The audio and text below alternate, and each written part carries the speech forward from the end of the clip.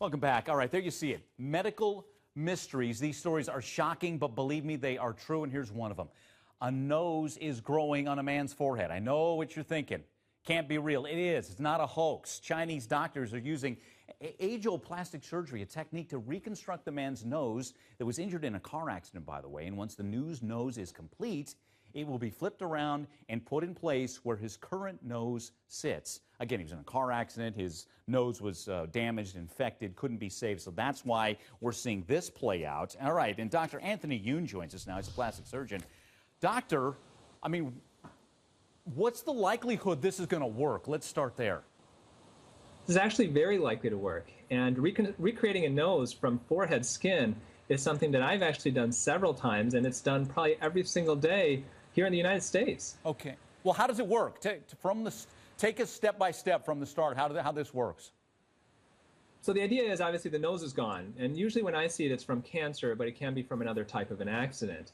And the reason why we use forehead skin is because the skin of the forehead is actually very close in texture and color to the skin of the nose, and it's so close to it. And there's actually blood vessels that you can use that can actually flip the skin of the forehead down to the nose. Now here in the States, when we do this, we usually will then take cartilage from your ribs and use that to reconstruct the actual base of the nose, and then take the skin of the forehead and literally flip it down.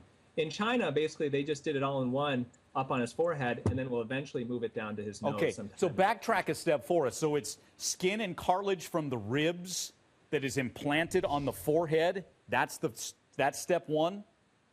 That's what they did. So they actually used an expander like a balloon to expand the skin of the forehead, and then created the nose up on the forehead, which is a bit unusual. Okay. We usually here in the States will do it all in one setting, just by creating it at the time of the surgery and then flipping the skin of the nose down. Okay, so what's going on in China? How long is that taking to develop, grow, so to speak?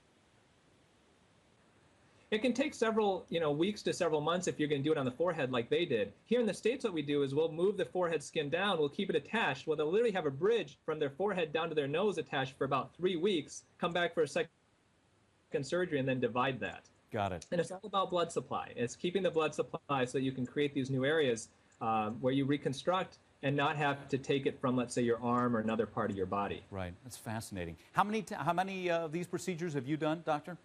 I've probably done about a half a dozen, but there are some people who do this literally every day.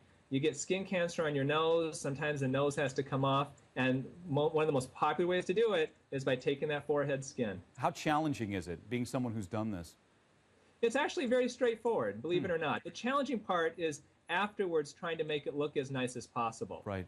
So the fact that they actually made that look like a nose on his forehead already, it's pretty impressive, those Chinese plastic surgeons. Yeah. No, I mean, it's one of those pictures that I'm sure our viewers do in a double take when they see it. Is this one of those types of procedures that's so rewarding, though? I mean, it just seems so out of the box and so, almost unbelievable, but you've been a part of it, and, just tell us your emotions. Is something like this, you've done it from start to finish? Well, it's shocking. I mean, I've had patients of mine who've gone into a dermatologist to get a normal skin cancer taken off their nose, and they think maybe there'll be a little cut, a little hole, and they leave with literally missing half or a third of their nose. And this is one of the ways to rebuild it, and especially in somebody who's older, you can get a very natural-looking result. Wow. Well, congratulations on the work you've done. And obviously, we wish the best for the man in China, 22 years old, and looking at a brand new beginning because of the advances in modern technology. Doctor, great talking with you. Thanks so much. And we're going to have stories like this all week. Medical mysteries, shocking but true. You don't want to miss those stories this week.